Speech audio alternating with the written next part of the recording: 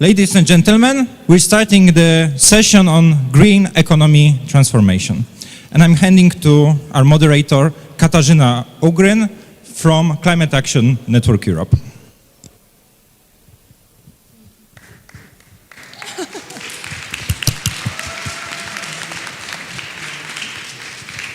Thank you, Artur. Good morning, everybody. Yes, we are going to start the session on green energy transformation. We are having an amazing group of panelists today with us.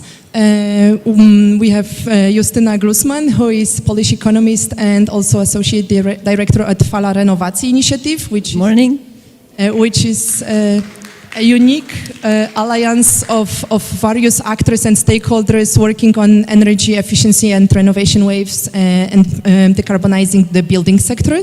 We have Bas Eickhout with us, who is a member of European Parliament and probably, I won't say probably, like one of the leading figures among Greens in European Parliament working on the green transition and on energy transformation.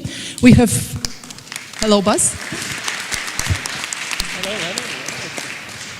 We have Przemysław Słowik with us too, who is co-leader of the Polish Greens, coming to us here in Warsaw from Szczecin. Hello. Then we have Laia Segura, who is a climate and energy justice campaigner at Friends of the Earth Europe, one of the biggest European organizations working on environmental issues. Hi, Laia. And last but not least, Marcin Popkiewicz, who is again, one of the most well-known Polish experts on energy transition, climate science. Marcin. Yeah.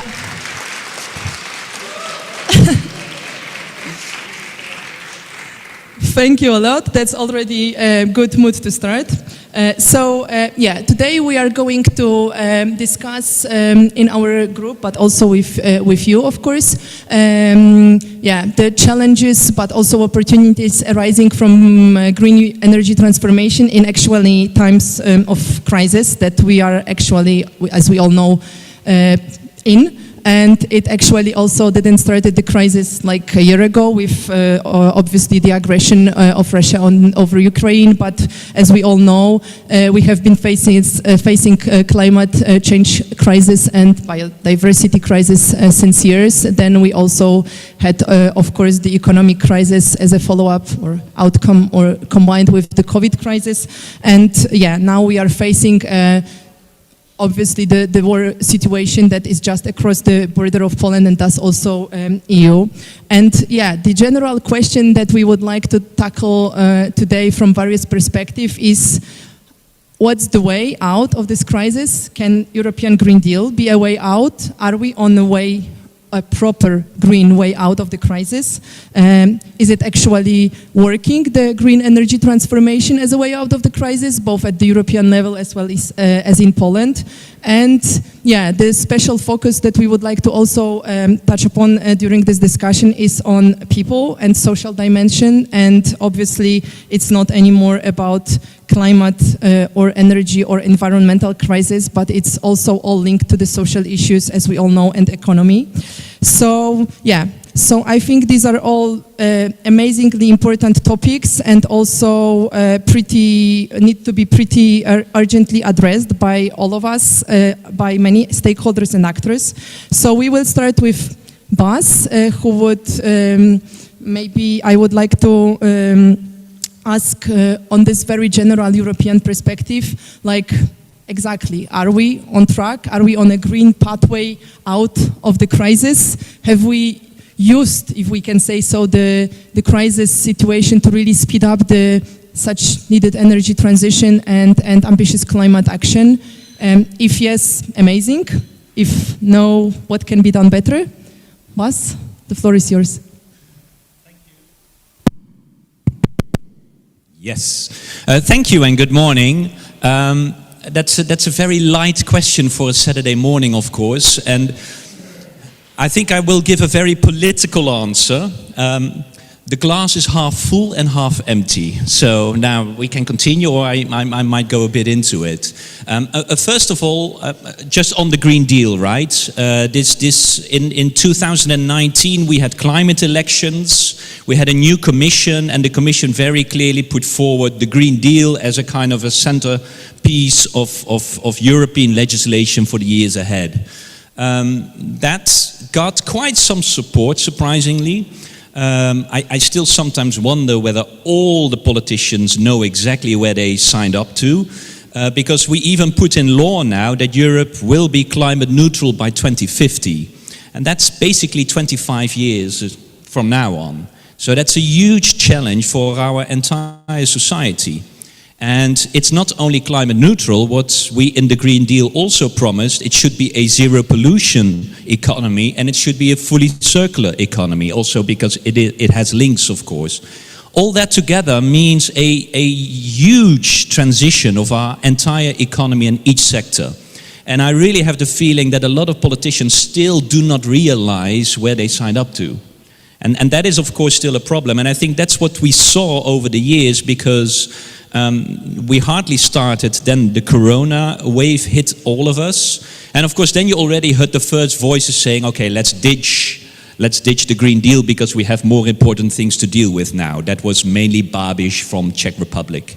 But surprisingly, not so many were raising their voice against the Green Deal during the corona crisis. But then last year, of course, we just came out of this corona crisis. And then, of course, the war started in Ukraine. Well, I would say the war already started, but it took an additional wave. What happened last year, and there you see that this war is much more challenging also for the Green Deal. And one of the biggest reasons is, of course, the energy prices. The energy prices that have been building up already before the war, because Russia was already playing with the gas, right? So it was already the year before the war, they were playing and were clearly making us Europeans vulnerable. And still a lot of politicians were not really noticing that. For example, that all the reservoirs were not fully supplied. So we had quite some issues. This energy price is, of course, a very difficult moment in time then to also discuss climate policies. Because when you discuss climate policies, one of the things you're discussing is putting a price on pollution. Well, we know that in Poland, the carbon price, emission trading system is always fun in a political debate in Poland. And I know that the public debate here, at least by the government, was being portrayed as if the energy price came because of the CO2 price. I mean, all the facts clearly show that is not the case. It's really driven by the gas price. And this is also why the European Central Bank is not talking about inflation, but about fossilflation. And I think this is a message that we have to hit home time and again. We are looking at high energy prices because of the price of fossil fuels going up. And it's not climate policies, it's because of our vulnerability on our fossil fuel system, where we have made ourselves totally dependent of leaders like Putin. And that's where we are paying the price for. And I think this really is an important message that we should keep on repeating, because I know that in the public opinion, quite often it's more the feeling that this is because of climate policies. Well, that's really not the case. So I think there you do see, and we will get into the issues of energy poverty, which of course we had much longer than now, but now suddenly everyone is talking about it, at least, which I think is a good reason, because I think what this war also showed is how our, well, I would say, capitalistic system is totally malfunctioning, right? I mean, look where the profits are. It's the same fossil companies that are now having staggering profits of billions of euros paid by the citizens on their energy bill. So this also shows that there is a huge problem in how we have constructed our energy system. And I think this, for any politician that is claiming to be concerned of the energy price for its citizens, should really start talking about the profits that fossil companies are making as we speak on a day-to-day basis. And I think this is also very clearly shown that not all politicians are sincerely concerned about energy prices.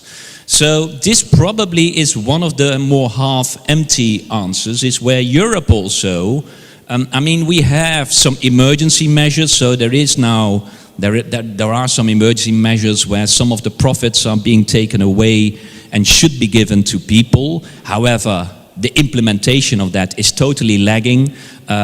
It's not the amounts that is needed for it. So I think here the European answer is certainly insufficient. And I think this is, of course, a very problematic stance when we are looking for the public support for the transition that we are trying to make.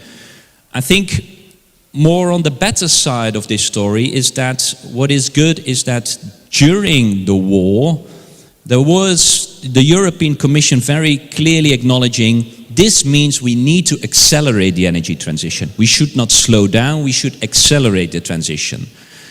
I'm very well aware not every country is there, and we will get into Poland, and certainly the national Polish government probably doesn't know to spell the word acceleration. But I do think that from the Brussels perspective, there was really a sincere attempt to accelerate our energy transition, both on renewables and, very important, on savings. Because this is still where Europe is lagging behind. If your question is, are we on track? If there is one point where we are absolutely not on track, it's on our energy wasting. We are wasting energy, and I just said it also in the preparation. I just entered my hotel room yesterday here. It was 22 degrees. Why? I mean, it's cold outside. I was having my winter jacket, and I had to take almost everything off. No, we'll not go further there. But it was really kind of 22 degrees, and most of you said, oh, it's only 22. That's already less than it was before. But this shows you how much energy we're wasting, and this is everywhere. So we are paying a price for, we consumers are paying it ourselves. Putin is profiting from it to a large extent still, and it's absolutely bad for the environment. So if you look at our building stock, how much energy we're still wasting and how slow the response is there, I think this is really one of the biggest challenges ahead of us. If we really want to make this transition successful, we have to step up our game on energy savings.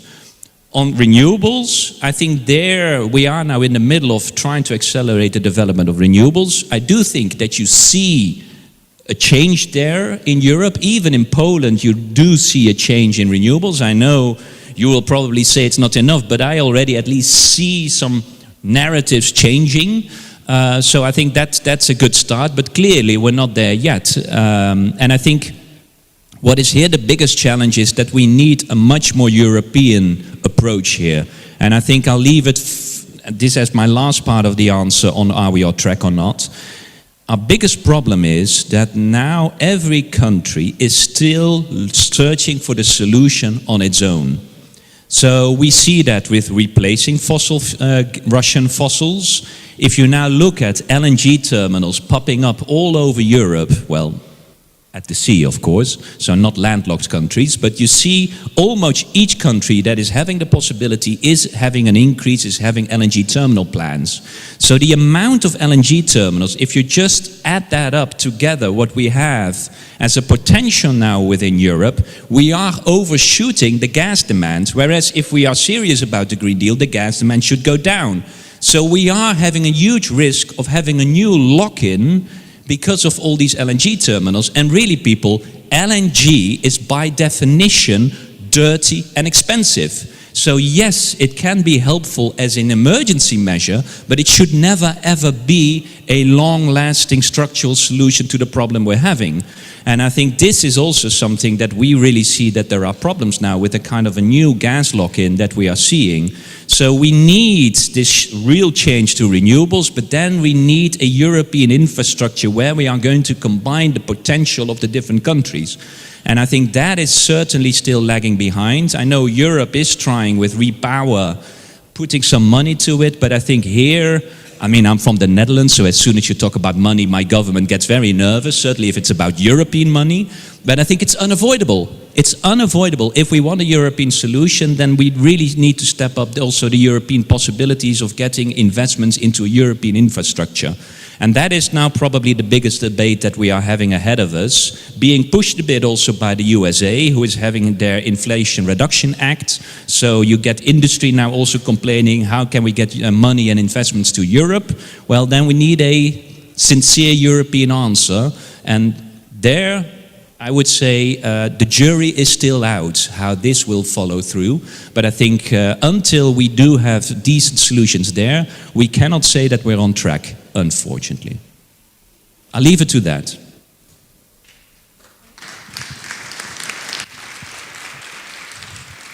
Thank you, Bas. I think it was a very comprehensive answer and touched upon many, many topics. I hope we will at least further discuss at least some of them.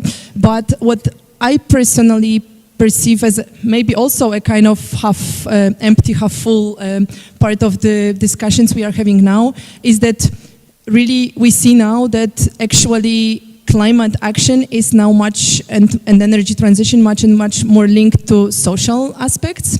And actually I have the feeling that we used to say across our NGO world, whatever it means, climate action is actually a social action. And energy poverty, which is obviously not good, but is everywhere and everybody is talking because obviously energy prices rising reflects in energy poverty also rising, but also it forces us in a way to think more and more about social friendly solutions and about really putting people in core. And I was then wondering, and that's my question to Laia, on this still staying at this European level, are there any social-centered energy transition measures that we have experienced or that we have developed and that we could implement or are already implementing, hopefully, that would address this energy crisis and energy prices rise from the social perspective to also really bring people supporting, not in the first stage, obviously not suffering from the energy prices, but also really supporting and building public support for the energy transition. Laia? Hi, everyone. Thanks a lot for the question, and thanks a lot for inviting me. I'm very happy to be here. So regarding what we should be doing and what are the concrete examples and concrete measures or proposals, I would like to say that in order to protect the people in Europe from the cost of living crisis and the energy crisis, member states and the European Union should guarantee the right to clean and affordable energy for all. That is a big statement that I would like to unpack while proposing the concrete measures here today. So, but as Bas also mentioned before, energy poverty is not new. Like millions of families are being faced with the dilemma of heating or eating more frequently because of the high energy prices. But before COVID, before the invasion of Ukraine, before the gas energy crisis, there were already 50 million families that struggled to pay for their energy bills. This meant that 1 out of 4 households struggled to adequately light, heat or cool their homes. And this statistics has really serious consequences because this leads us to a public health burden of 200 million euros and 10,000 premature deaths per year. So these numbers are absolutely outrageous, and the most frightening thing about them is that they are actually outdated. So with the current prices, like these are way higher. But we don't have the specific data about it right now, but what does the latest data that we have now show is that 9 in 10 Europeans are struggling to make ends meet, that 1 in 10 are skipping meals, that 30% of Europeans are struggling with their bills, and 75% of them affirm that they are feeling the impact of the inflation or the gasflation that we were talking about.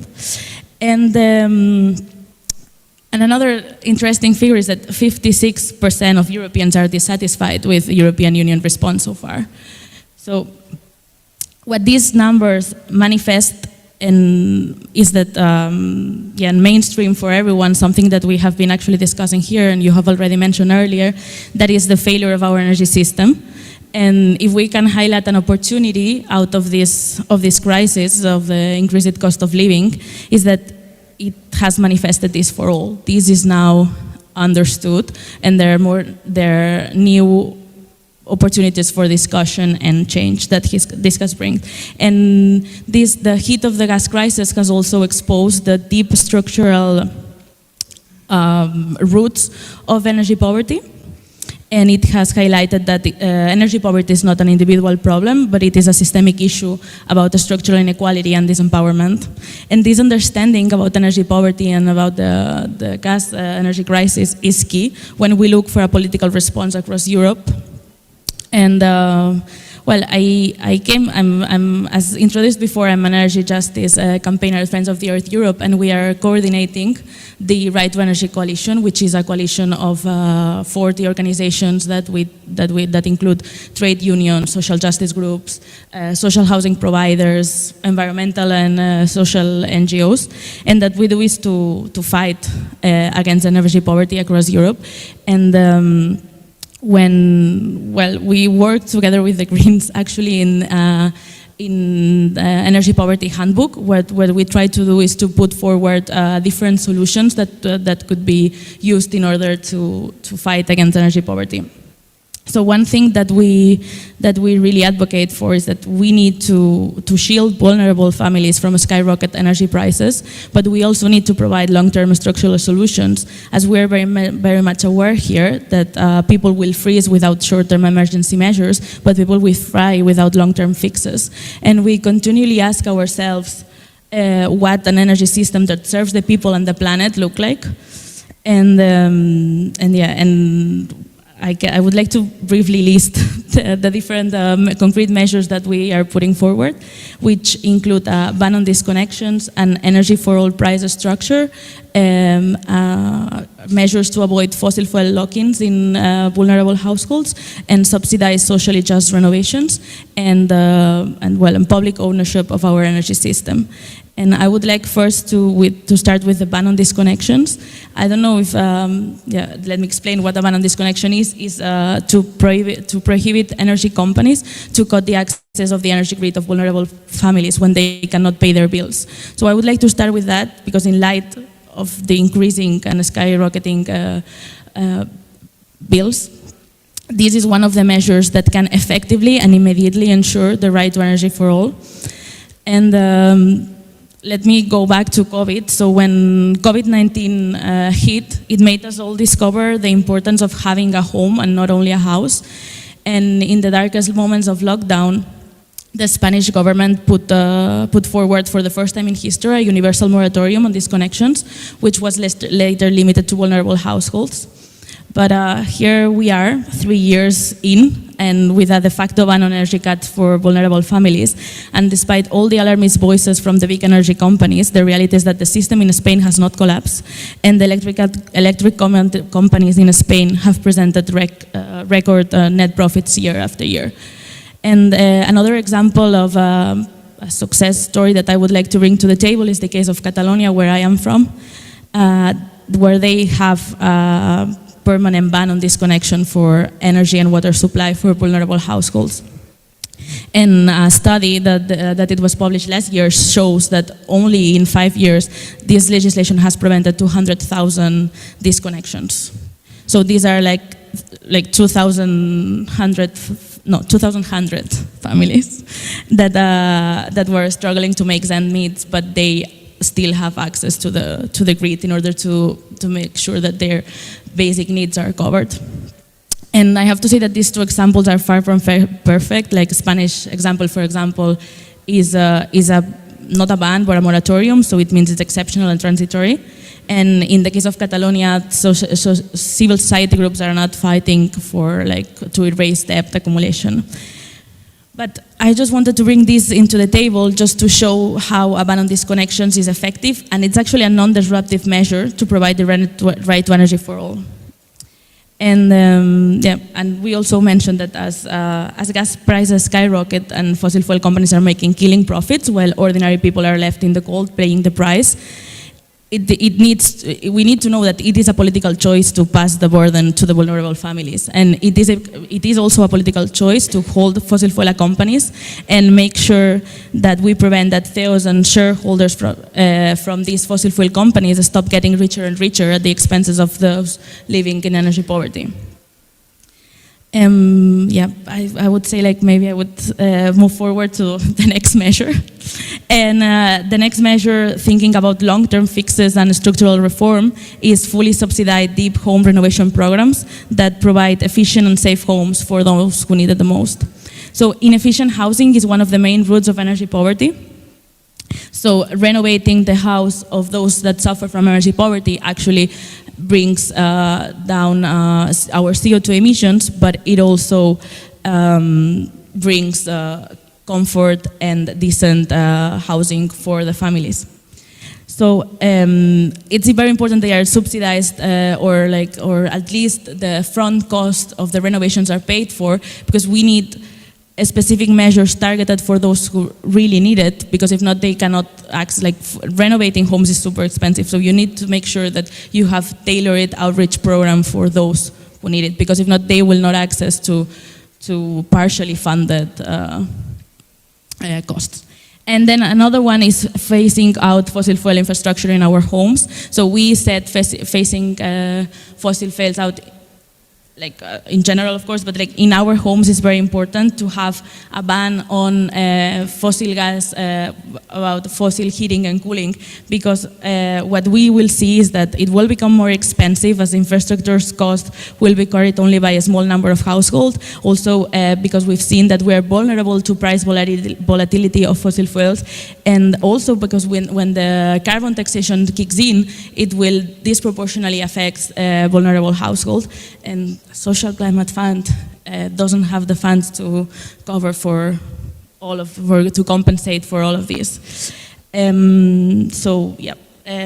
Subsidizing fossil gas or renewable or hydrogen-ready boilers will not make the people living in energy poverty better, but it actually would lock them in using expensive, dirty, and dangerous fossil fuels for heating. And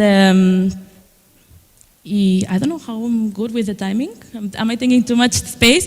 Okay, so I have plenty of other proposals, but let me get back to the last one, which is a just pricing system. So another concrete solution would be to follow an energy for all price model, which is meaning to have a regressive pricing system, which currently means that sorry, I got confused. So currently our pricing system for energy is regressive, which means that vulnerable households pay more for energy than higher consumers.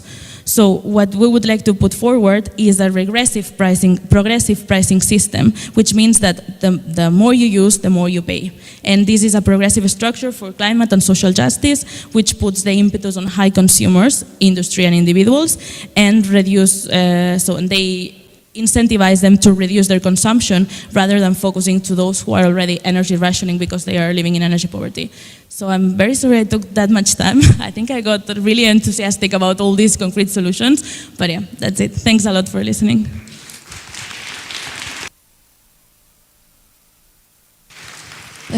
Thanks a lot, Laia. And I think it also links now with my questions to Marcin a little. We are not moving more and more into Poland. So I was wondering if for Poland also the glass is half empty and half full, or not necessary. And so I was wondering if you could, Marcin, tell us, are we on a track or close to the track or somewhere somewhere around the track.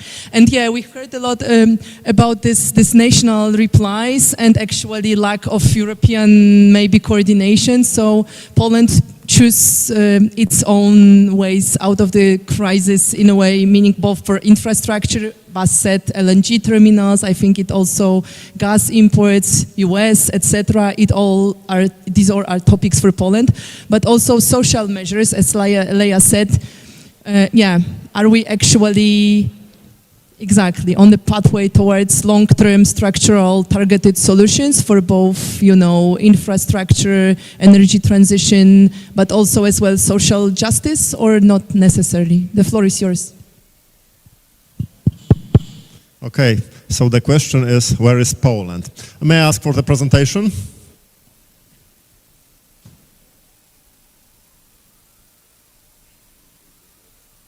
Hello? Oh, thank you very much. So the question is, where is Poland? But Laia, Przemek, I will need your assistance. Please stand up and move aside.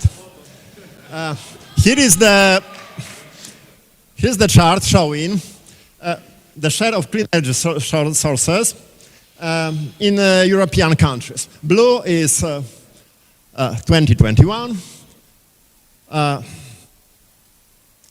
Light green is previous target for 2030, and the green dark green is the updated targets REPowerEU for 2030. So I asked you, where is Poland? Now you understand. Yes, Przemek, help me show. It's Polska, in Polish in Poland. So we are at the very bottom of the chart. So as Bas said, the glass is half empty and half full. The question is whether in Poland the glass is half empty or half full. Well, then on the average, it's half empty and half full. In Poland, it's more rather empty. Sorry, that's the situation. And it's not enough to say that we are at the bottom. Well, our updated plans tell that we'll have 30+% of clean energy sources in 2030. The next country on the list will have double that share. So it's not bad, it's worse than bad. And of course, there are targets. History is full of graves of failed targets. It's not enough to set a target. We have to implement them. We need serious investments in energy sources, in grids, and so on. So the target doesn't mean it will be achieved. Also in Poland. In order to achieve the target, well, we have to build the energy sources. Wind turbines, photovoltaics, some other.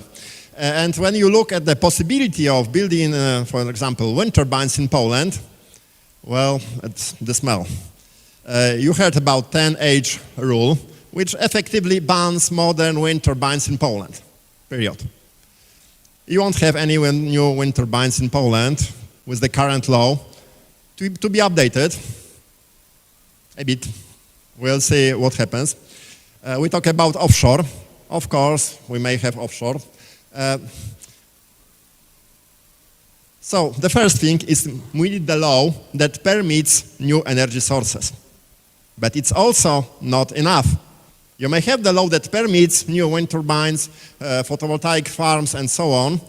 But when the paperwork to connect it to the grid lasts a decade, it's madness.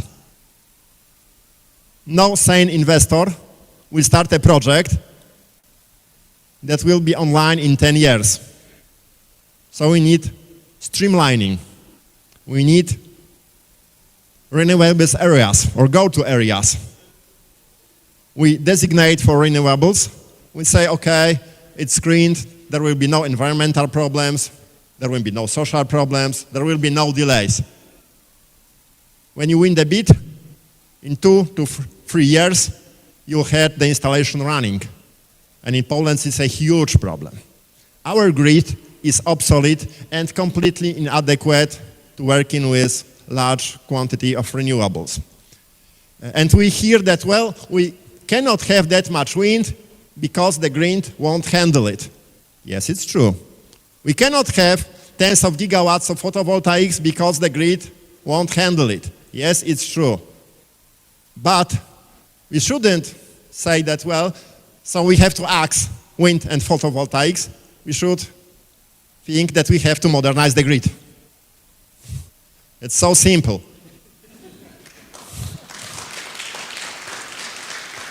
Anyway, we have to electrify almost everything that is electrifiable. We have to electrify home heatings via heat pumps. We have to electrify transportation. We have to electrify industrial processes.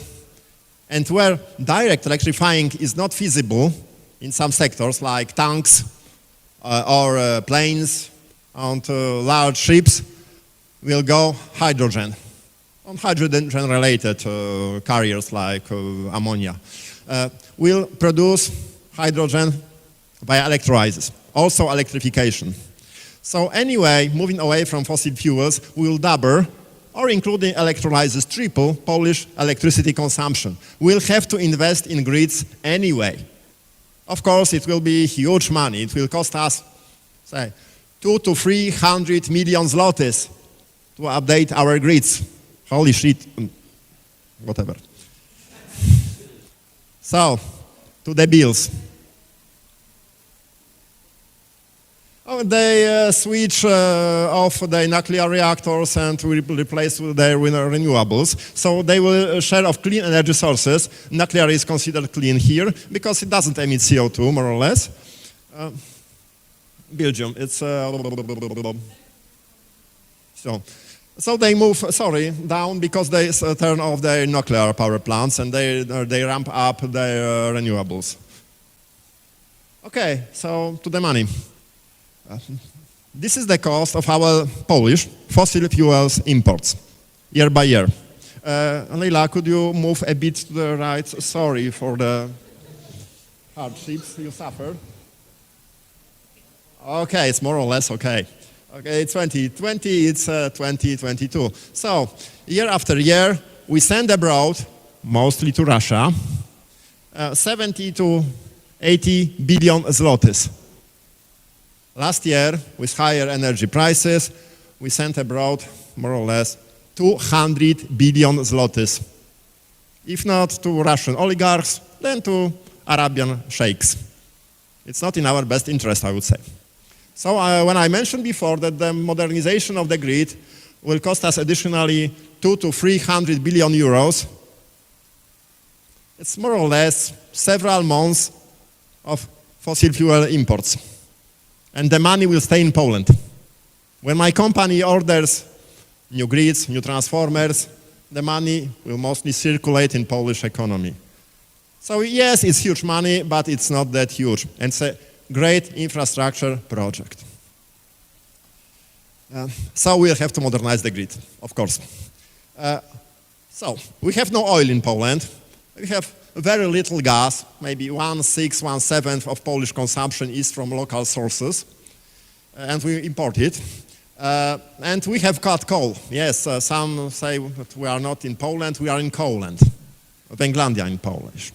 I heard this term when there was a COP in Katowice and some delegates talked about Coland's actions or inactions, whatever. So we have got coal. Yes, but it's declining. We have got, here you have got Polish coal extraction. Sorry, that's not fully translated. It's bituminous coal and subbituminous coal, in Polish węgiel brunatny. Normalized to calorific value. So as you can see, it's falling, and it's quickly falling.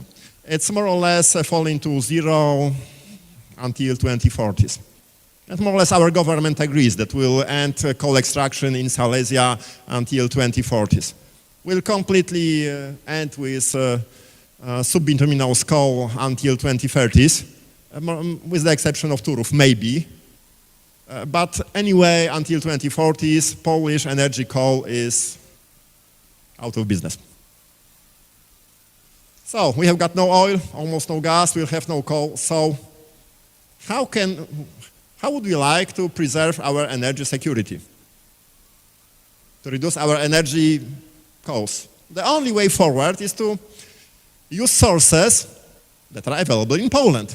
That means wind, solar, maybe nuclear, if someone likes it, but it's electrification anyway. Digression. There is a nuclear war in Poland about nuclear. You've noticed, probably. I'm a nuclear physicist, and I think that, well, it plays to the pleasure of Kremlin that divides us. Whether you go wind plus photovoltaics or you go nuclear, you do almost everything the same. You electrify building heatings via heat pumps, whether it's electricity from wind or from reactors. You electrify mobility. There is no choice. There's no other option. You electrify industrial processes. You will do electrolysis for planes, for ships, for tanks. Whether the electricity will be from reactors or from wind turbines, no matter. Even the grids will be similar. I won't delve into details now. So, sorry if you hate nuclear. Whether we have a few gigawatts of nuclear, let it be, it won't change anything.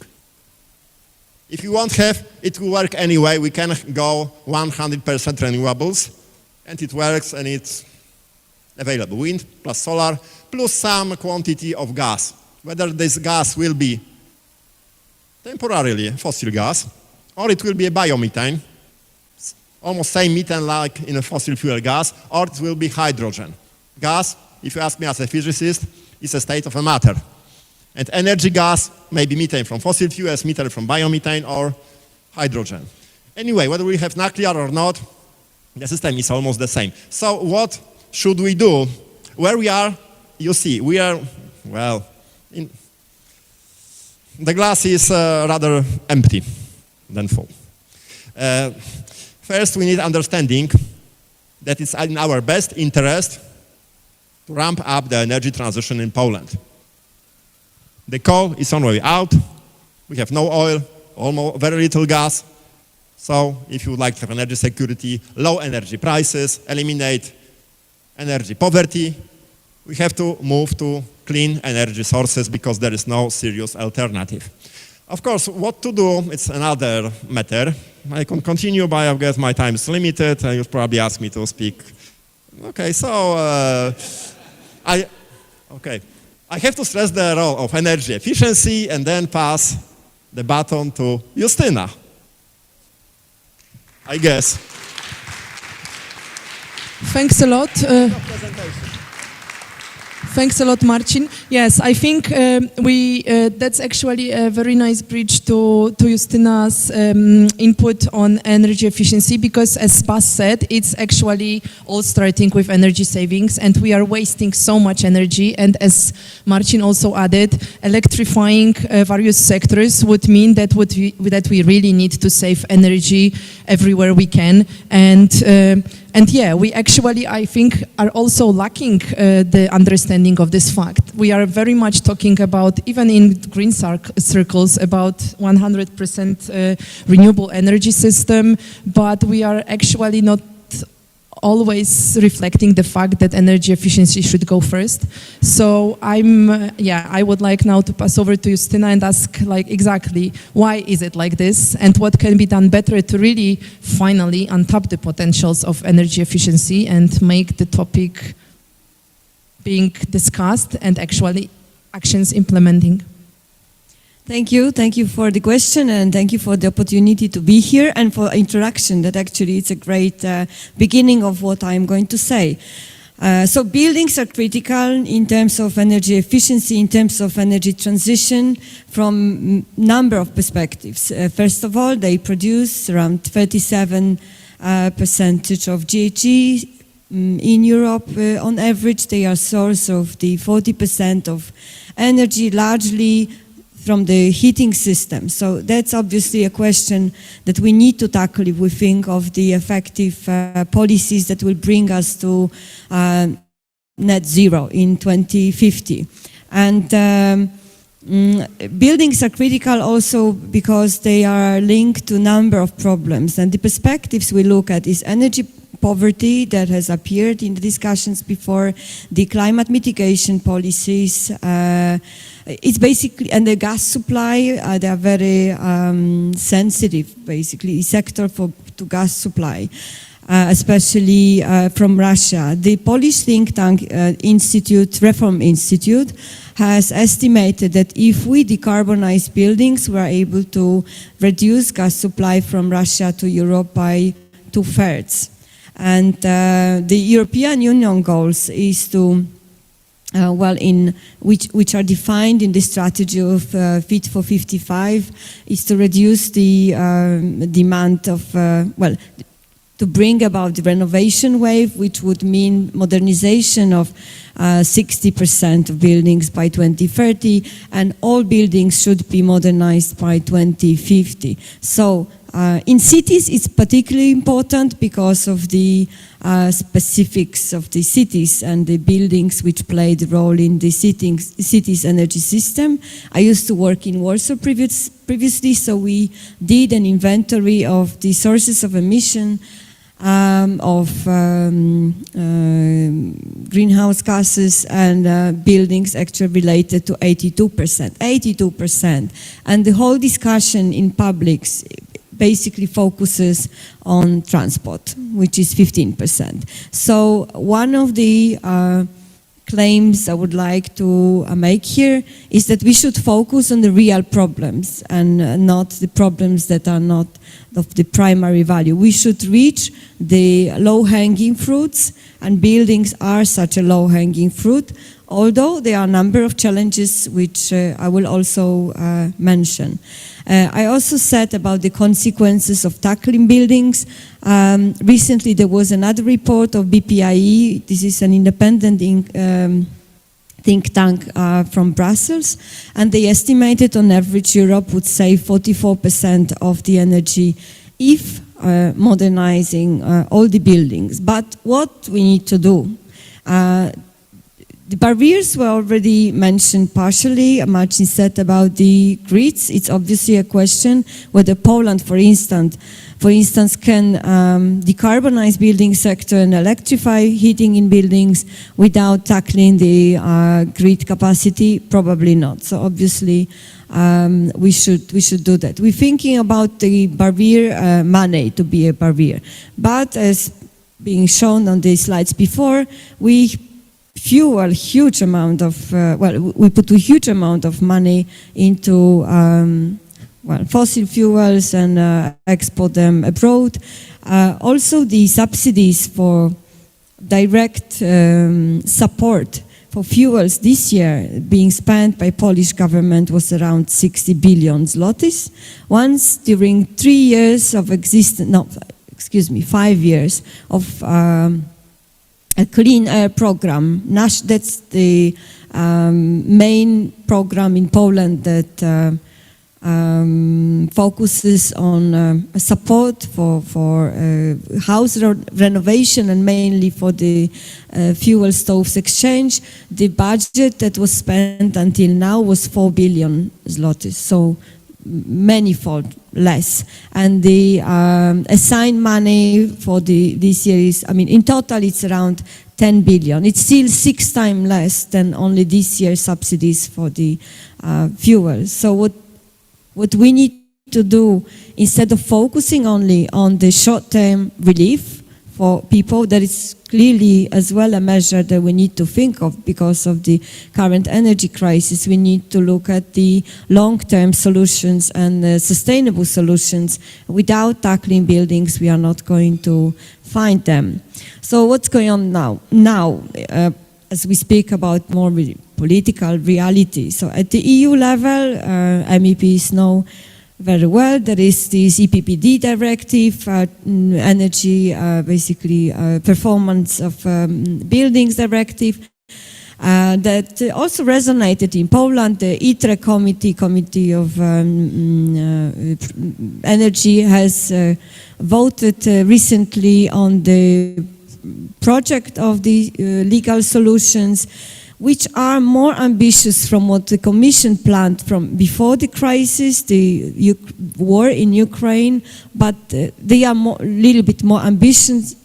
We think that they are still not enough ambitious, but there is, this is some kind of framework that we welcome to see as also a mechanism showing the pace of buildings renovation that EU countries will have to introduce.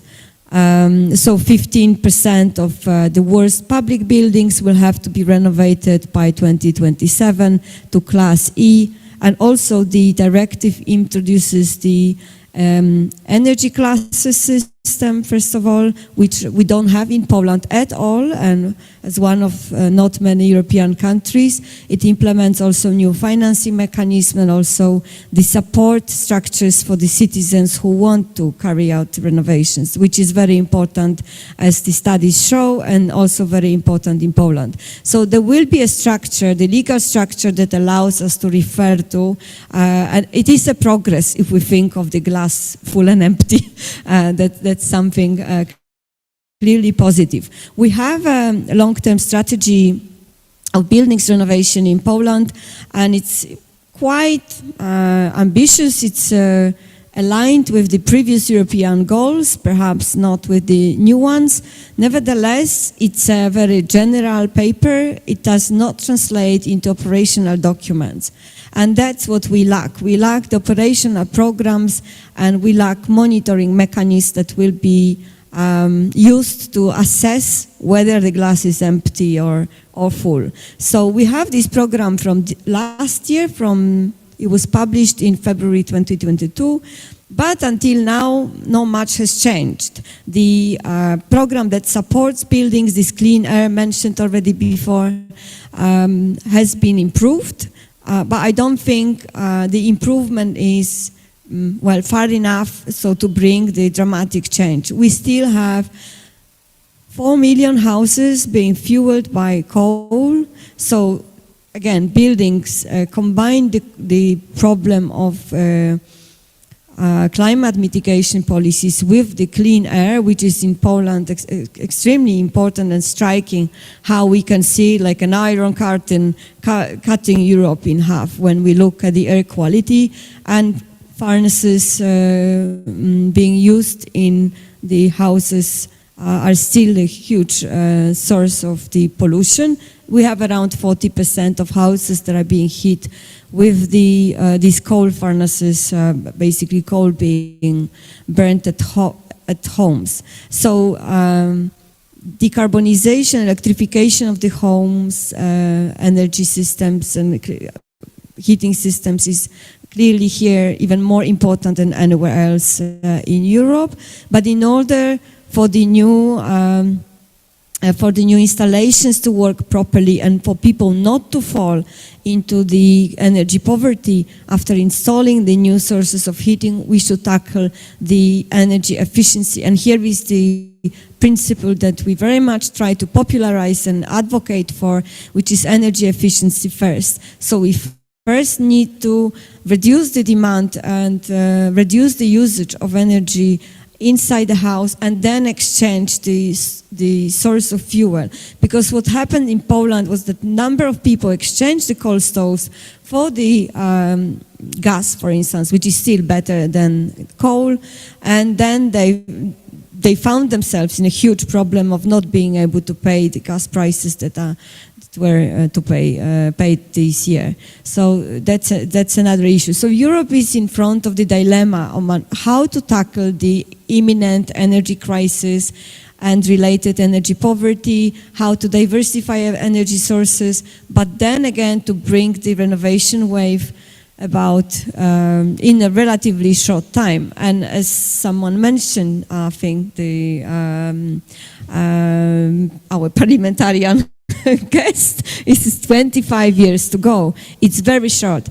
And when we look at the procedural issues, for instance in Poland, for the self-government to embark on this renovation wave, even relating only to the public buildings, is a massive challenge. We look at one of the Polish cities, Łódź, that has a huge building stock and quite obsolete, and they are in a quite poor technical conditions. They would have to renovate according to the pace that was defined in the current EPBD directive, more than 300 houses until 27. It's 4 years, and we're still far from being at the point of real planning for that. So self-governments need budget, they need financial mechanisms. Again, these don't have to be solely the public money, because large part of these investments, these are bankable investments.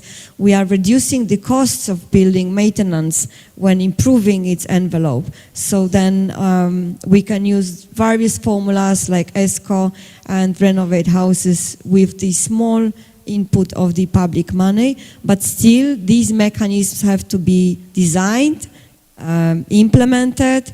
There have to be support programs, and all of these kind of institutional formal structures to make the renovation wave coming is still missing. So I hope that the public pressure and realization of these, that buildings are actually low-hanging fruit, complex issue, especially from public policy perspective, but probably much cheaper than the solutions of based on the status quo. So obviously, yeah, the cleanest, the cheapest energy is the one we don't use.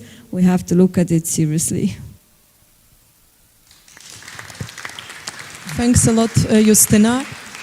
And I think it links nicely with our final speaker, Przemek, because I would really like to ask, we talked a lot about 25 years that we are having, actually, not many. We have been talking about glass being rather empty in Poland.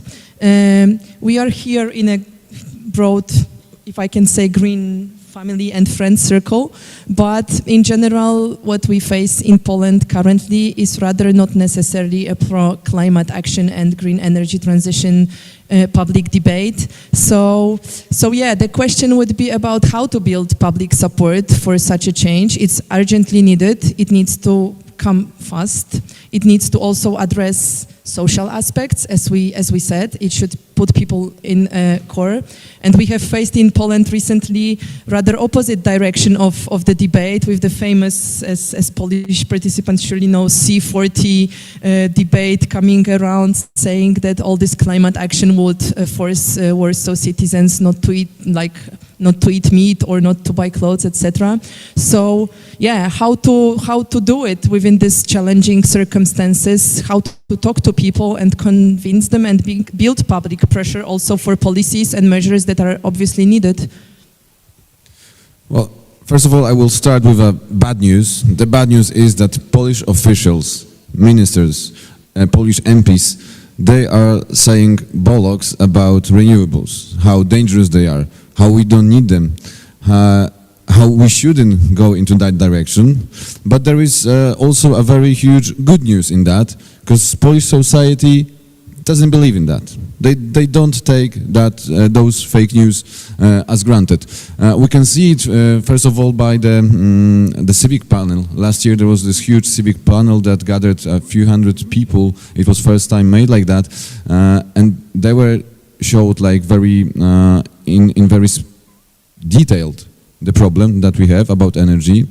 They were showed solutions, like scientific solutions, and at the end of the whole panel, they had few questions to answer what should be the way for Poland to do the energy transformation and how to save us from the rising prices of energy and so on.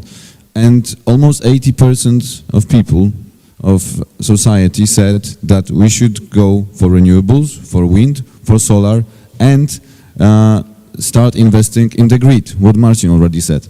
So that shows that we are on the good side as the society, but we have the unfortunate situation where we have the ruling party that doesn't want to do it.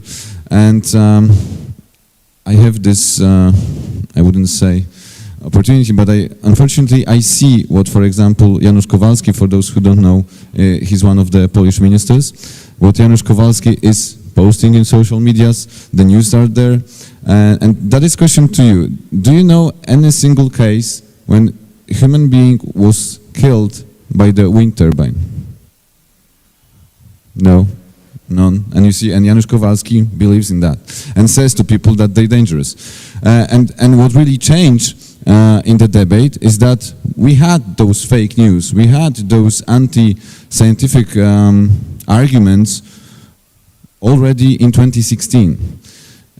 But what didn't go to the mainstream then was because no one really cared about that. In 2016, PiS government, right-wing government, made the bill that blocked the wind turbines. They made that 10H limitation, and since 2016 we basically can't place any new turbines. But it was like 1 week news. People didn't care.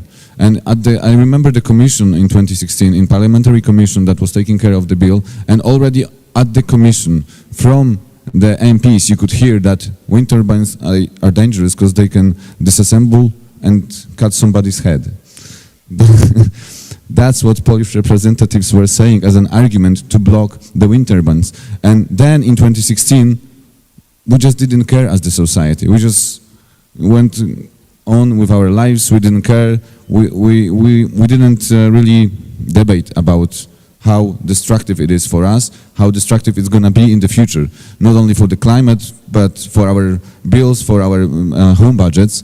And what is good, that in 2023, 2022, we have a huge debate about it. We have a huge wisdom of society that says, most of us says that we want the wind turbines to be on the land. We don't believe that they are dangerous. We do what we do as a society. We invest in the photovoltaics. A few years ago, it was 90,000 of photovoltaics installations in Poland. Right now, we have over 1 million of them. And it changed, I think, in 5 years.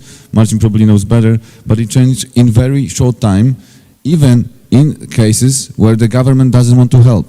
They just still try to block it. They try to bring new and new obstacles, so we're not gonna go into renewables, but we do it. So basically, we just need one last step to unlock the power of renewables. We just need to change that government, just kick them out, and bring the people.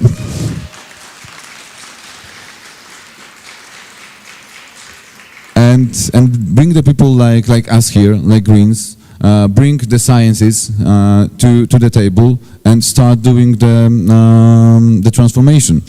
Also, what is a problem in this whole case is that there are different group of interests in those fake news industry. One group of interest is the business, the coal business, the power plant business, because every 1 megawatt of energy that's not going to be created from coal, that's not going to be burned from fossil fuels, is less money for them. And they pump a lot of money into all the propaganda and also wherever they can to lock any renewables. The second group of interest is basically political. I wouldn't even say ideological. It's political, and it's like Solidarna Polska, like the very far right wing of the Polish government that just brings this narration how bad it is. I would say it's a Russian narration. That's what we have to say. Because for Russian, that's what is important right now, not to bring any new renewables, because they power our fossil fuels, and that's what they want to do, and that's the second group that we have. But still, I want to leave you with this good news, that we as a society, we have this wisdom, we are ready to do it, we just need to change the government to actually start making it. Because we have the solutions on the table, we know what to do, and we are just on the start line to start this run, and I believe that when we're gonna start it, we from that very bottom, what Marcin showed us, we can get to the top in next decade, if we're gonna start it. Because we can show how to change Poland from coal land into a very green land. And this is possible, and I want you all to believe in that we can do it. We just need to unlock it from the political chains that right now all the renewable actions are blocked. Thank you. Thanks a lot, Przemek. So maybe there is a drop of hope in this empty glass. I would now like to open the floor to the participants. We will gather questions by 3, I think, and then spread them across the panel, and then do another round. We will start lunch break probably a little bit later, so to allow all the people to talk. Yeah, so first question, yes? Hello, Agnieszka Tarukala-Lewitan. I very appreciate this debate and thank you, Mr. Marcin, for what you said, but it moved me deeply. I cannot somehow agree to your statement that energy is the same energy, atom energy and renewables energy would be the same energy. I know the energy that it produces is the same, but how can you relate to the centralized profits that atom symbolizes, degradation of precious nature that it also will cause in Poland, the expensive energy that it actually is. So the same energy, but it's not the same cheap energy, and the long years perspective that we have to wait for any reactor in comparison to the building of wiatraki. And the second topic that is very important, and Dariusz Szwed, who used to be the leader also of the Greens, he's talking about it so much, is the energy efficiency. That if you're saying that we will triple the need for energy, electrifying everything, the energy efficiency is fundamental. So saving energy will help us to get more of it.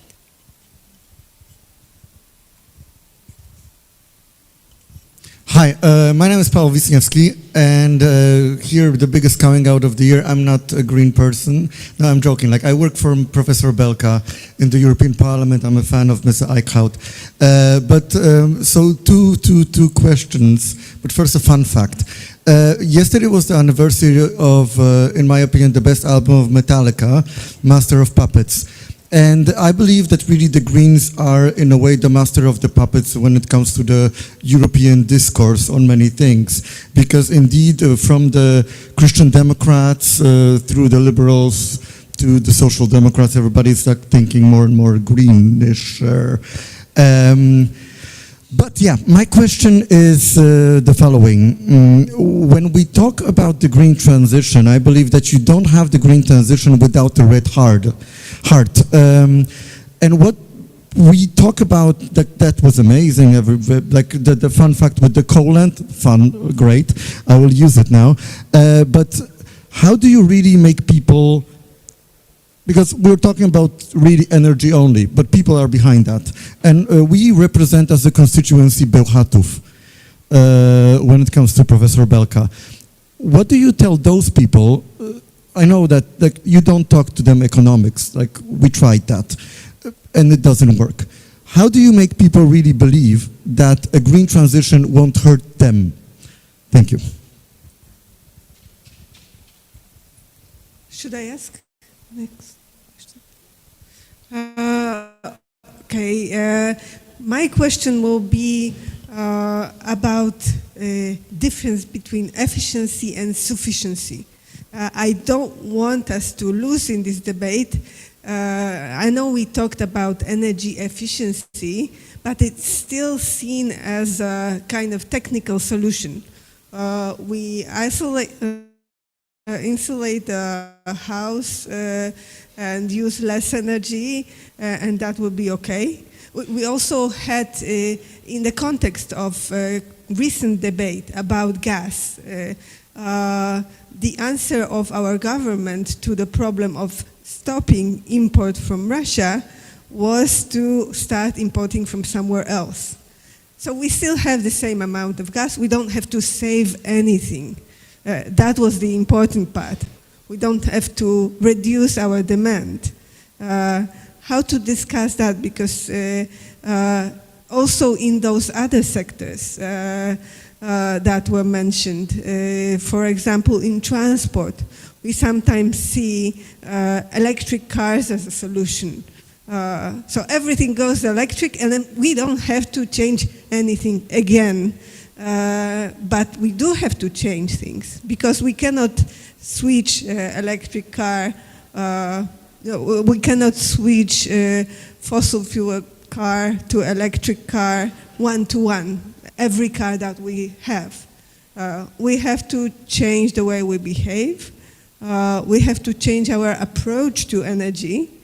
And basically, this discussion is very socially delicate, I would say, very socially difficult, especially that the government is always using also populistic arguments that we cannot really tell people to save anything because they are already fed up with saving, because inflation and they have to save money and they don't want to hear about saving. So how do you talk to people about that? Thanks a lot for these questions. Yeah, I would still really love to have another round, so we'll give you floor to reply. Just on the question on the talking to coal regions, people, citizens, there will be another panel after the lunch also on just transition directly, so maybe we will go there deeper. But yeah, now I'm giving floor to the panelists to reply. The first question was about nuclear. Marcin, do you want to address it, but really briefly and without creating conflicts? Okay, thank you. Time for advertisement. Hello, can you help me with the book? Yes, thank you. And okay, it's a complex question. I address it in my recent book, published a few months ago. Well, it's quite long, yes, but it's readable, as I heard. Take a look. I write a lot about nuclear. It's not for you. It will go back to you anyway. So, to nuclear. Yes, you are right. We need energy transformation as quickly as possible. The carbon budget is rapidly depleting. And we cannot wait with emission reductions until 2040s, as will be the case with nuclear power plants. Yes, we need to do this transformation cost effectively, which nuclear, well, it's worse than renewables. So it's more expensive and it's later, and the value chain will not be in Poland as much as in the case of energy efficiency and renewables. There are also additional risks with nuclear, but even if we decide to build the nuclear power plants, which probably it's much closer, because we promised to the Americans that we will take their nuclear power station, and in the current geopolitical setting, well, if we're told so, we'll probably keep our word. It's quite likely they will build a nuclear power plant, maybe two, but even if we do, electrifying everything will double or triple our electricity consumption. That means that if we would rely completely on nuclear power plants, we would need 50 gigawatts of them. If we prefer to run on nuclear 100%. We don't plan such huge nuclear fleet. We will be third on the world on par with China, with 50 gigawatts of nuclear power plants. So it's not feasible. Nobody discusses it.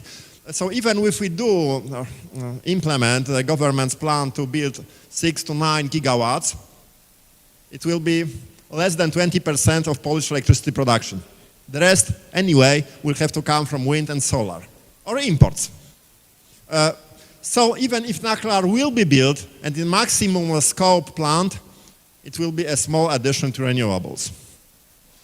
And it's a long story. I was asked by Kasia not to delve into the details, so I won't. Okay, shutting up. I could continue for an hour. Yeah, maybe we leave it for the lunch break discussions on because we could talk on nuclear indeed for hours. Sufficiency and efficiency. Justyna? Yeah.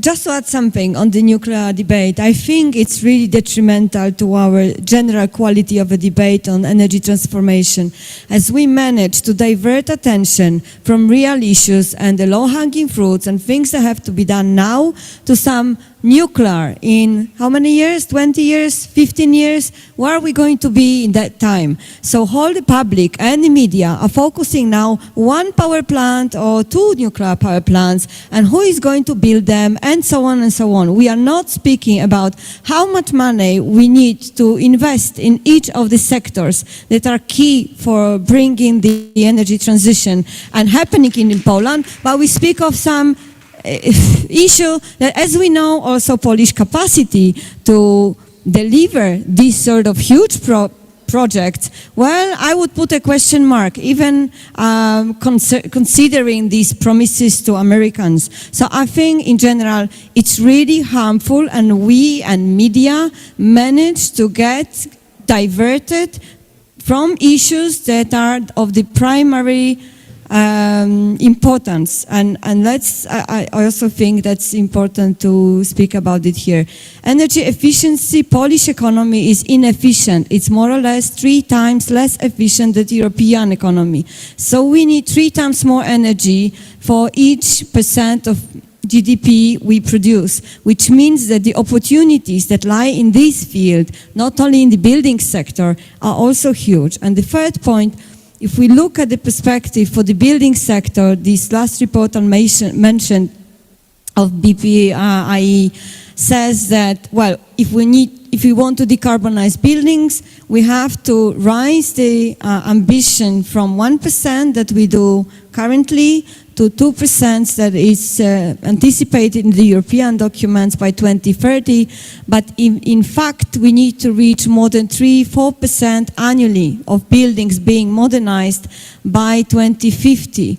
And you have to consider that you do building modernization once in 30-40 years. So we need to also look at the quality of renovations, because if we do them in a way that we bring only mediocre results, so we do just these shallow renovations, we are not going to repeat the exercise until 2050, because it's 25 years. So we need to debate real issues. Real issues is how to implement complex policies, how much money do we need, which sources of this money we have to use, for what the society is going to agree and what is unacceptable in terms of, for instance, helping others, who should carry the costs of these renovations, and how to put all the puzzles of energy transitions, the grids, the buildings, the industry, and so on, together, how to make it one picture. These are the questions, not nuclear. Thanks. Thank you very much. Yes, that's very true. We also had this question about sufficiency and behavioral changes and how to talk about them. I don't know, Laia, if you want to, 2 sentences on that. Any other speakers also welcome, of course, afterwards. Yes, thanks a lot for the question. And we've been talking today about green energy transformation, but indeed for a green energy transition, we also need a green economy transformation. And to be up to the climate challenge, we actually are talking about a system transformation. And so although efficiency is a great step, towards this transformation, it is indeed not sufficient to be efficient, and we need to be talking about behavioral change, and we need to have tailored measures for overconsumption. Also, when talking about eradicating energy poverty, there were a lot of measures focusing on reducing consumption, but we also need to be very much aware that there are people that are consuming. So it is great to talk about sufficiency and to have this debate, but we need to be aware of the different realities and have tailored approaches to overconsumption. Yeah.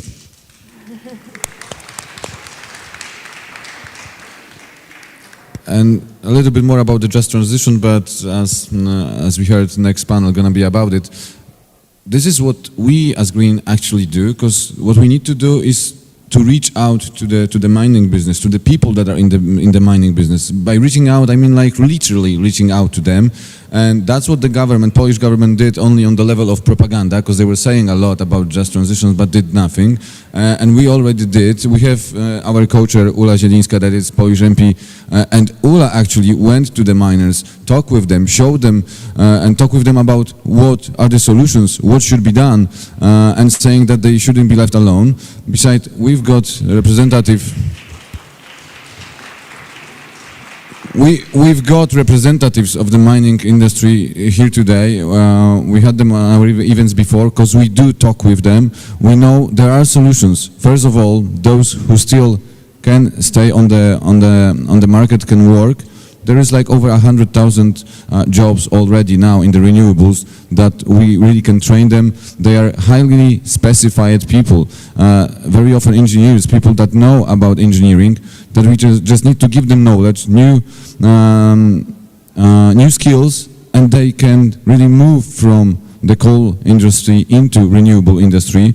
All the rest that really are ready to go for the retirement, we should be 100% sure and make it happen, that they're gonna have really good retirement plan.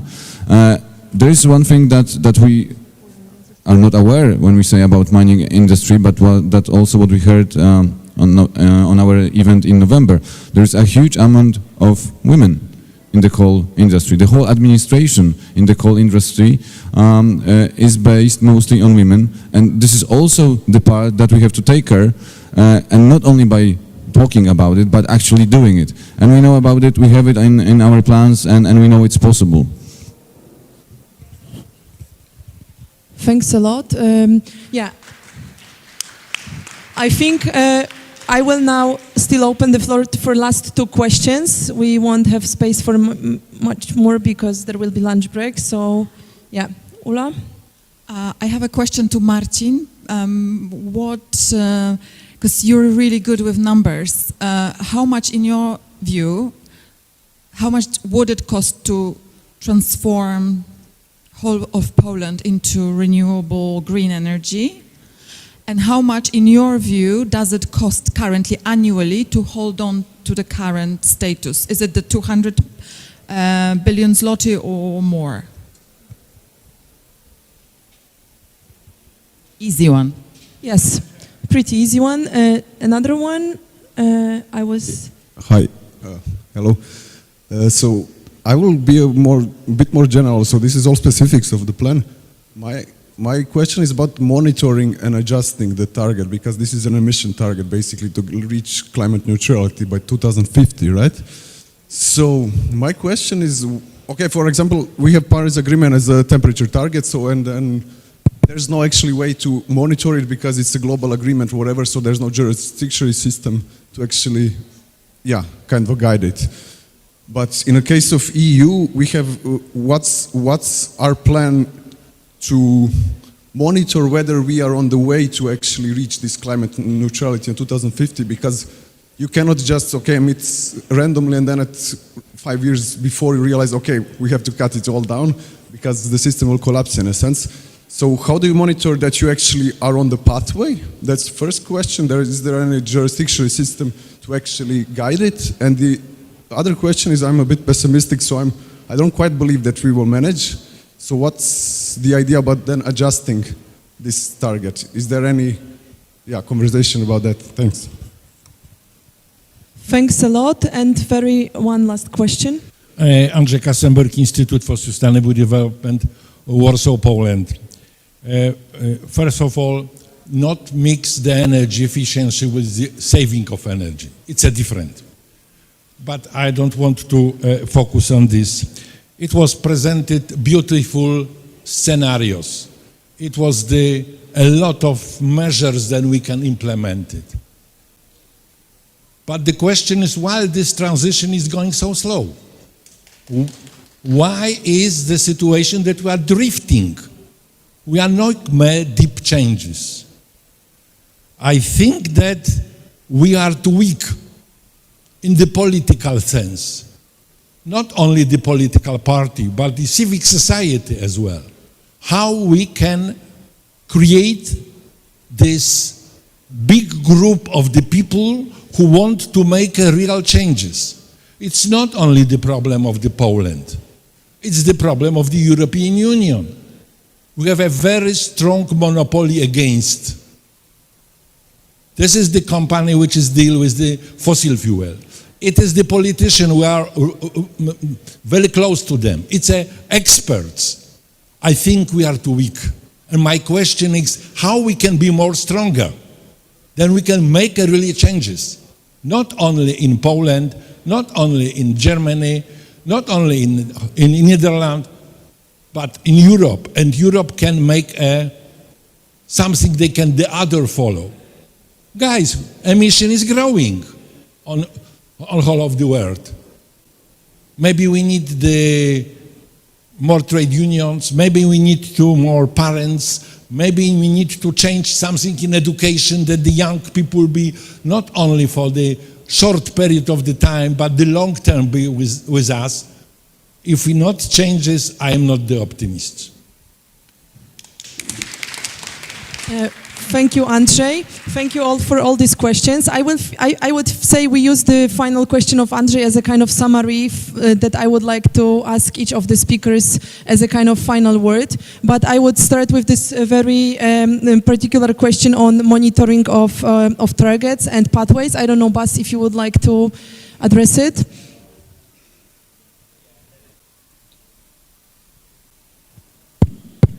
And then I'll immediately go to the last question as well, right? And I still want to say something about the getting the support in Poland because it's related to it, I think. Well, first on the monitoring, you know, just starting with the 1.5 degrees, let me be very clear, the chances that we stay below the 1.5 degrees is very, very low. I mean, the world, and this is what the question was about, when we want to reach or want to stay below the 1.5 degrees, the world needs to be climate neutral by 2050, the world. This means regions like Europe need to go faster, because if the world needs to be there, Europe needs to go faster. We're not on track for that. So our targets are not sufficient. Talking about sufficiency, our targets are not sufficient. For now, I do think that we do have policies in place that will bring us to the targets that we agreed upon by 2030. The big question is, do we are putting enough changes kind of ready in order to reach that climate neutrality after? That we can't say yet. For that, we need a couple of very, very sincere changes. Probably the energy system might be the easiest. That sounds very strange maybe after all these slides, but that's the easier one. Looking at agriculture, looking at the buildings, you call it low-hanging fruit, I know why, but it is really a deep renovation of our entire building stock. That is massive, that is huge what we need to do.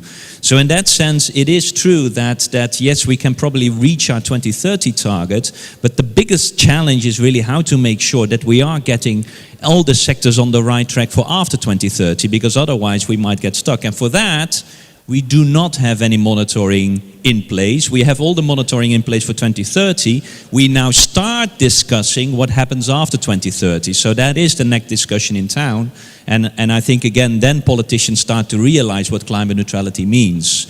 Because 55%, you know, for 2040, we need to think of 85 to 90%. So that's the numbers that people need to think of. And that debate will start quite soon, to be very honest, and then you will see some more people in panic.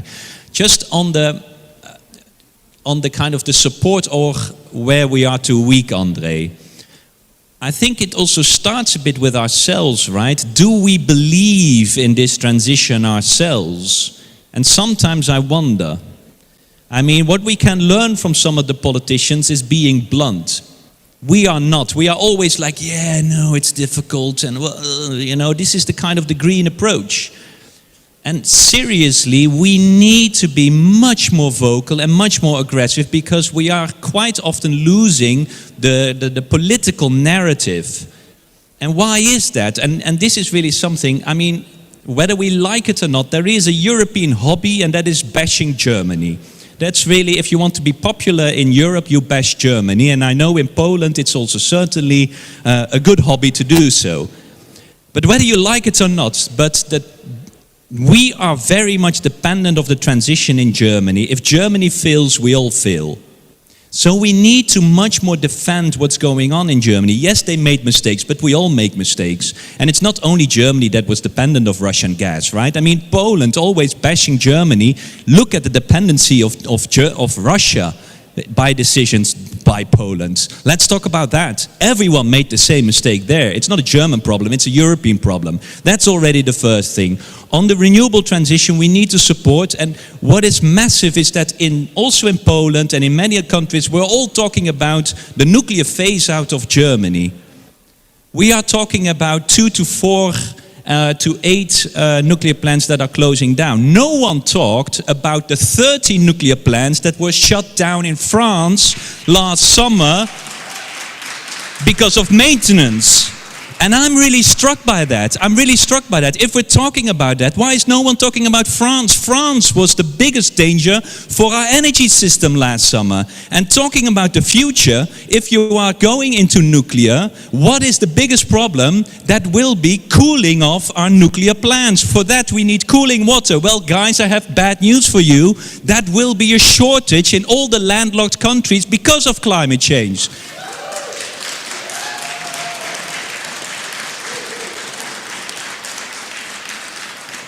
And what I'm saying is we're not saying this. We are every time letting the narrative slip away by others bashing Germany, and maybe secretly we find it funny as well. But it is not funny. It is really not funny, because if the transition in Germany fails, we fail. And that is something that I think that we all have to realize, because yes, it is challenging, it is not easy, but they must become an example, bringing us to 100% renewable, because then you have a different discussion also in Poland. Because then they will see it is possible for a high industrial country. And then really you will have a different narrative in Poland as well. And that is, I think, the last point that we need about talking about just transition. We should not only talk about the price every time, we should talk about energy ownership. That is so massively important. And really, energy is becoming a cultural debate. It's kind of, the Greens are the so-called hipsters and we are only for the Teslas and all that nonsense. Well, it's really, if there is one enemy of the people, it's the conservatives who are keeping the energy away from our citizens and having no control at all. The profits for some companies, and we pay the debt for that. And that is going to be another massive challenge for us. And with that, we can win some people over. Okay, I had to say this.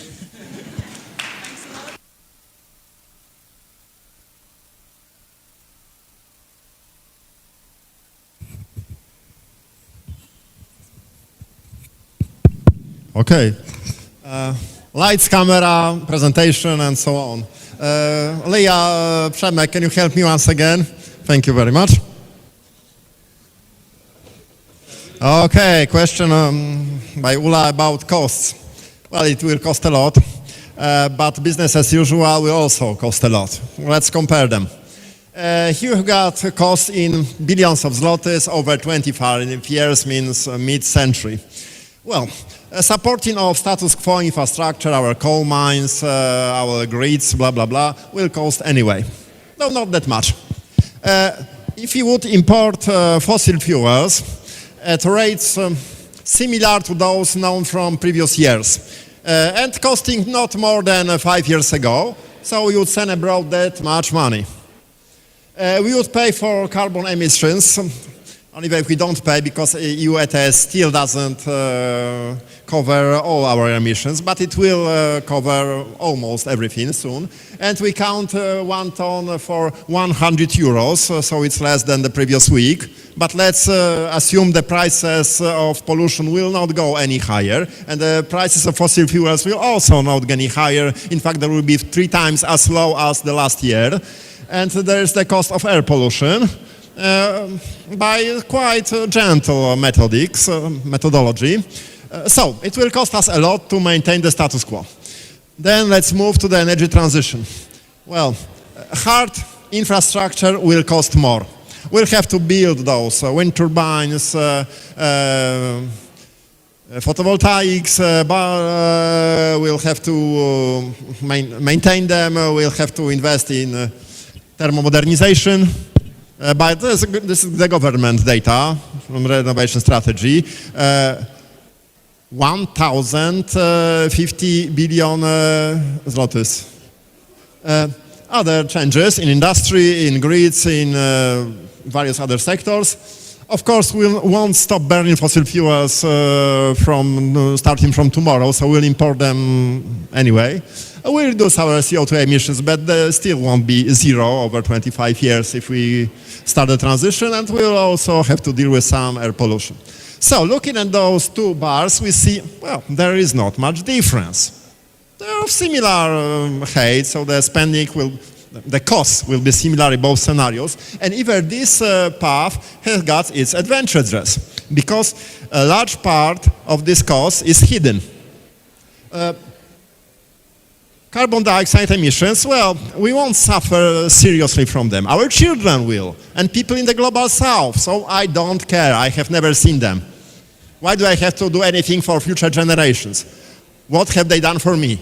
Yes, this logic.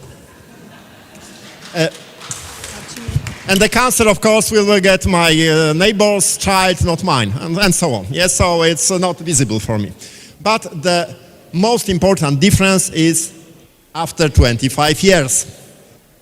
Here, if we say that, well, fossil fuels will be available for the same price in 25 years, and carbon pollution will not cost any more, and so on, we won't have this cost in this scenario. And by the way, this blue part will also fall down when, for example, we do a repowering of wind farm. It costs just a part of building it in the first place, because repowering is cheaper. So it's a huge investment program. I could continue, but Kasia gives me signs that I have to finish, so thank you. Thanks, Marcin. And now, really a final word for, how can we get stronger? Laia, Przemek, Justyna. Thank you. Well, how can we get stronger?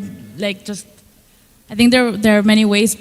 Maybe one of them would be to kick out the fossil fuel industry from our politics. So make sure that they don't have free pass to our decision makers, and don't choose them as the advisor and the experts who get out of the crisis, when we know that they are one of the major, they are the ones that have brought us here in the first place. So don't allow them the legitimacy to be part of the solution, because they are not.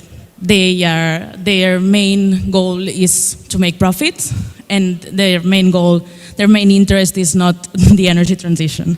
So this can be a way. And just to also let me address the question on how to have more public support for this transition. And I would say that we need to show the positive impact of the transition, and the way to do so is to make sure that we put not only the planet but also the people first. So it's so make sure that our narrative is based on justice, and not only our narrative but also our actions and the measures that we implement, that we move towards a just energy transition. And as I don't know why I also go to specific examples, but as a specific example, the EPBD and the renovation wave is a great example to show the people the benefits of the energy transition as it enters people's house, and it makes a difference in their own home. So if the renovation wave prioritize worst performing homes and prioritize the buildings of people, worst performing homes. I wanted to further, but it's simply if we tackle inefficient housing of people that are vulnerable, and we provide with comfortable, safe, and efficient homes, we will be saving energy, and we will be saving money, and we will be showing the people the benefits of the just energy transition. Thanks, Laia. Thanks a lot for that. Justyna, final words, how to get stronger? It's a complex question, and I believe we have no time, so simple answer is needed. So, well, if I would have to choose one single factor, it would be more green-minded people to become politicians, to go for politics, and Greens to be stronger in politics. And I know it's complex. It's difficult. I would encourage everyone, to go for the local, regional, national, and European level. And it's difficult. It requires personal compromises. It's difficult to be a minority. You are blamed for others, and so on. But you should play smart. until there is a critical mass of people who make decisions, because it's politicians who make decisions. It's not experts, parliamentarians as well, sometimes not, at least at the local level, at the regional level, where real decisions are taken. These are the cities, governments, they take decisions, so go for it. Thanks a lot. Przemek, it naturally gives floor to you for a very final word. Right. After what Bas said, and Justyna, there's not much to add. Besides, if we would have that international list to Europarlament, I think you've got already some voters here, you know, after that speech. But yeah, to make it simple, do what Germany did. And I mean by that, vote. Vote for the right people. Engage in all the actions. Be active. Not only by voting as we are here, I'm pretty sure you are making the proper votes for the people that do have interest in the climate, in the energy. But gather people around you to convince them, to say them what's important, to show them the importance. That's what Marcin said about that we don't care what's going to happen in 25 years, right?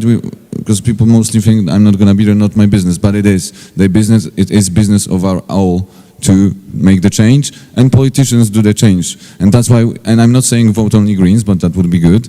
But there are other politicians, just few right now, but still in Polish parliament, there are a few other than not only Greens that do care about the transformation, about the climate, and just let's finally make representation that's gonna fight for the future, not for the fossil fuels, but for the future, our next generation. That's what we need.